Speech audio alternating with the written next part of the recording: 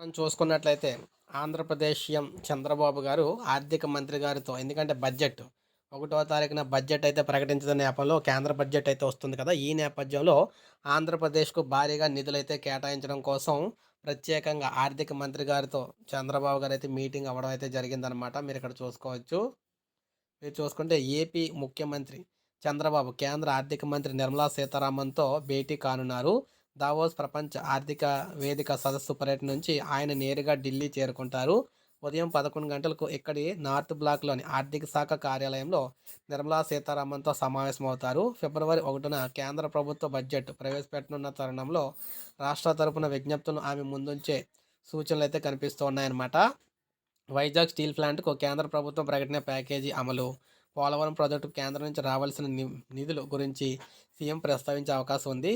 అమరావతి నిర్మాణానికి ప్రపంచ bank, ADB అందించే నిధుల అంశము కూడా చర్చకు రావచ్చు. అనంతరం మధ్యాహ్నం 12 గంటలకు ముఖ్యమంత్రి మాజీ రాష్ట్రపతి రామ్‌నాథ్ కోవింద్‌తో మర్యాదపూర్వకంగా భేటీ అవుతారు. కేంద్ర వ్యవసాయ, గ్రామీణాభివృద్ధి శాఖ మంత్రి శివరాజ్ సింగ్ చౌహాన్, పునరుత్పాదక ఇంధనాల శాఖ మంత్రి ప్రహ్లాద్ జోషితో కూడా కలిసే అవకాశం అయితే ఉందన్నమాట. ఈ విధంగా బడ్జెట్ రాకముందే వివిధ కీలక శాఖల మంత్రులతో కలిసి బడ్జెట్ అయితే ఆంధ్రప్రదేశ్ భారీగా నిధులైతే రాబట్టబోతున్నారన్నమాట. సో, ఇది మనకు అప్డేట్. ఒక లైక్ చేయండి, సబ్స్క్రైబ్ చేసుకోవద్దు. మన ఛానల్ సబ్స్క్రైబ్ చేసుకొని ఫాలో